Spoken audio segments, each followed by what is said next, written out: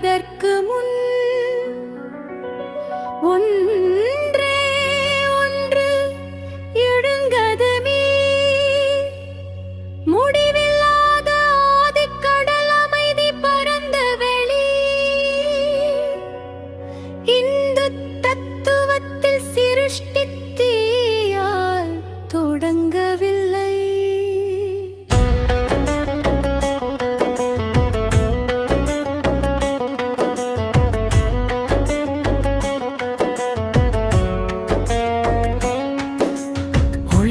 தொடங்கடிவில் அது பாதுகாப்பால் தொடங்குகிறது. அந்த பாதுகாப்பின் முதல் வடிவம் ஒரு அரசனாக இல்லை, ஒரு போராளியாக இல்லை, ஒரு மீனாக அவதரிக்கிறது. இதுவே மத்ஸ்ய அவதாரத்தின் கதை.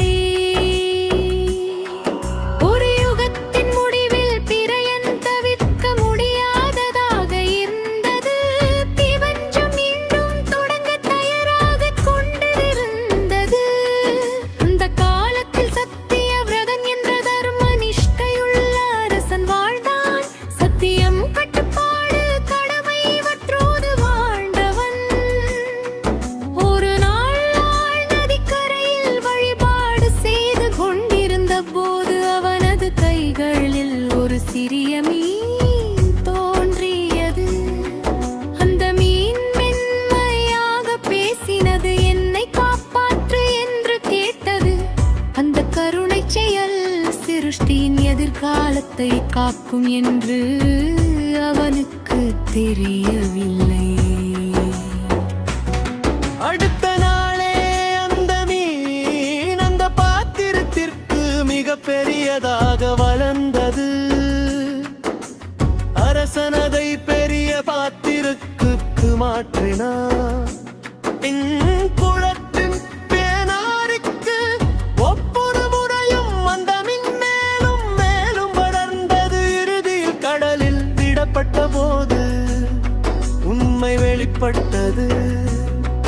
அந்த மீன் வேறு யாரும் இல்லை, மகாவிஷ்ணு மத்ஸ்ய ரூபத்தில் உலகத்தை மூழ்கடிக்கும் மகா பிரளயம் வரவிருப்பதாக அவர் எச்சரித்தார். மத்ஸ்யன் சத்தியவிரதனுக்கு ஒரு முக்கியமான ஆணை வழங்கினார். ஒரு பெரிய நாவையை உருவாக்கச் சொன்னார். முயற்ற ஒட்டுமல்ல, ஞானத்தை காக்க அந்த நாவையில் 7 மகரிஷிகள், அனைத்து உயிரினங்களின் விதைகள், வேதங்கள், நித்திரிய ஞானம் இவற்றைச் சேர்க்கச் சொன்னார். ஏனெல் அழிவின் போது இனி போழ்மதை விட நினைவு வாழ்வதே முக்கியம். அந்த நாவை பைக்கும் உடையாடமல்ல, பொறுப்பின் அடையாளம். எச்சரித்தபடியே பிரளயம் வந்தது. கடல்கள் எழுந்தன, மாமை மழைங்கள். காலமே நின்றது போல் தோன்றியது. அந்த நீரில் நாவை திசையில்லாமல் மிதந்தது. அப்போது மத்ஸ்யன் மீண்டும் தோன்றினார். இப்போது மிதப் பெரும் ரூபத்தில் தங்க நிற கொம்புடன். வாசுகி நாகத்தின் மூலம் நாவை அந்த கொம்பில் கட்டப்பட்டது. இருளமை விழிவெருமை இவற்றுக்கிடே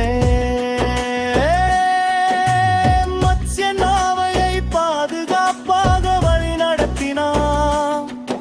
எந்த குழப்பத்தின் நடுவில் மற்றொரு அபாயமும் இருந்தது. ஹயக்ரீவன் என்ற அசுரன் வேதங்களை திருடினார். அவற்றை கடலின் ஆழத்துள் வைத்தார். ஞானம் இல்லாமல் சிருஷ்டி மீண்டும் தொடங்கினார். அது அறியாமையில் தொடங்கும்.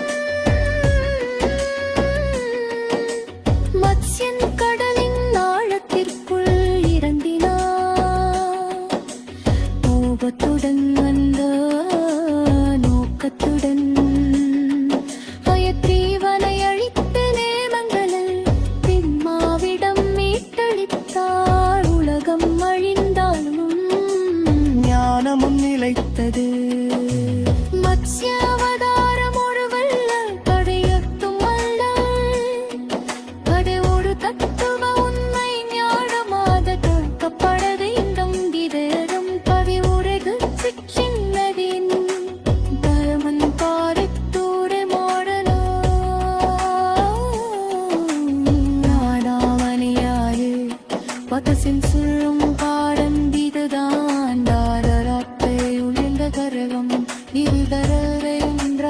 சிருஷ்டிக்கும் துணிலை